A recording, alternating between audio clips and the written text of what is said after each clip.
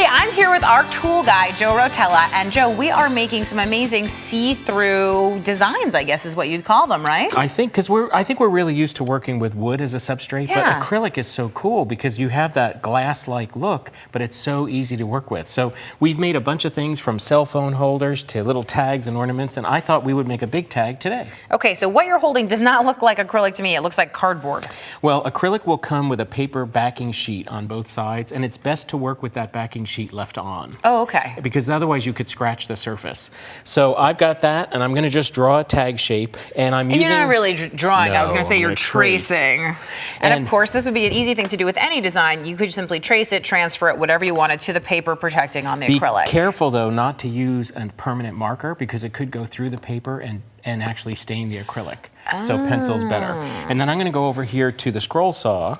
And I'm going to put on my safety glasses, and of course you're already wearing glasses. We have a vacuum port. It's going to suck out the waste, so we look at that. How cool is that? So let's go ahead and start cutting. Now, is there anything that special we need to think about when cutting acrylic as opposed to wood or foam or anything like that? Yeah, absolutely. We need a blade with a high TPI, which is teeth per inch. Around 34 is what this one is. Well, I was going to say, that blade is so small also that for a minute I was like, blade? That looks like a string. And you also want to cut at a pretty low speed because if you go at a very high speed, it generates so much heat that it actually cuts, and then right behind it, it welds back together. It melts back together. Oh, really? So you can see here, I'm just going up that side. I was going to say, you're being very careful and methodical, and I noticed that you are slow both when you're cutting forward and when you're slowly going backwards to back it out. Absolutely. So we're just going to finish this cut. Are there any tips about when you're cutting acrylic you need to think about, like how to cut a straight line or a curve? Is it different than any other material, or is it exactly the same? Well, I will say it takes a little bit of practice. It's kind of like working with a sewing machine. You know, getting those straight lines and curves is a little tricky. So you can see here I went in one direction just to get to this point where I could kind of connect it to another line. I see. And then take that whole piece out. And that's how you're getting that. That is so cool. Now, I'll just go ahead and take off the end really quick here, but again, nice and slow. And I also want to point out that the order that you're cutting this in is you're doing your longer sides and then coming in to get those angles. You're not trying to go in a single straight line to get everything and make a hard turn. I love that part. And then we can go over here and drill a hole in it so that we could use it as a real tag. Okay, you obviously have a block of wood under there. That's supporting the bottom of the piece.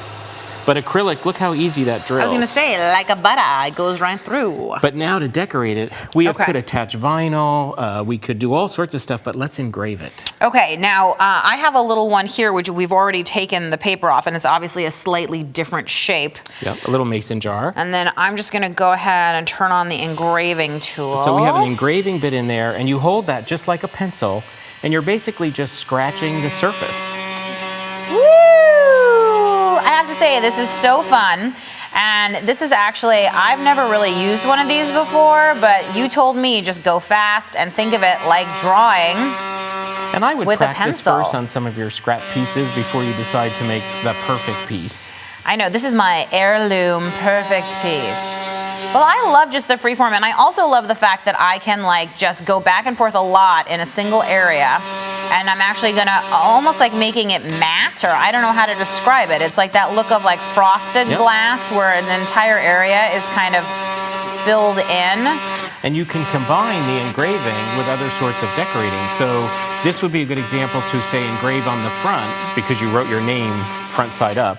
But we could put vinyl on the back, and the vinyl would look like it's on the back side of that piece. So cool. Now, can you engrave both sides, or Absolutely. you can only engrave one side? No, and it'll look slightly different from the front if the engraving is done on the back. Oh my gosh, side. it totally looks like I painted white in there or something. I'm overly excited, Joe. I'm overly excited. This is awesome. And of course, I can see that you can cut so many different shapes. Scallops, this looks like a little baby onesie or something like that. And put a keychain holder through it or tie twine through it to make a Can you show us how to just peel the paper off here? And while you're doing that, I'm going to cut a little bit of twine to decorate my tag here. The peeling is tricky. you could take this shape, especially if you're careful and get it off as one piece, Okay. then scan it on a sticky mat so that you could use it with an electronic cutting machine and make patterns that exactly fit the piece you cut. Double Because duty. the odds of you taking it and cutting exactly on your lines is a little bit slim. So why not use this as a pattern? As a template. Right. And you could do that if you're cutting by hand too. You just trace around it again Absolutely. or whatever else. But here you go. I have my Christmas ornament all ready to go, or my gift tag or whatever it is. Super cute. I can totally see this for a baby shower or something like that, you know? And look at how on the cell phone stands we made, it looks like glass. Yeah, and now let's look at some of these different examples. I would just like to point out one of the coolest things I thought you did is this has vinyl, right? And so you put vinyl on the front and vinyl on the back, and what that does is create some sort of depth. Now talk to me a little bit about the fact that these are standing up by themselves here. Well, what did you do to make that? How cool is this? It's actually two pieces, and this tongue slides into the groove and it makes a cell phone holder. And the holes are in it to hear your speakers. And I use this, I never thought I needed a cell phone holder until I got Pinterest in the kitchen, because now I have my recipes up while I'm cooking and I just love it. I never would have needed one, and FaceTime with my nieces, so that's pretty cool. That's a great idea. Well, I'm going to take one of these home with me. Thanks so much for offering. And I hope you'll give acrylic a try. It's clearly a good idea.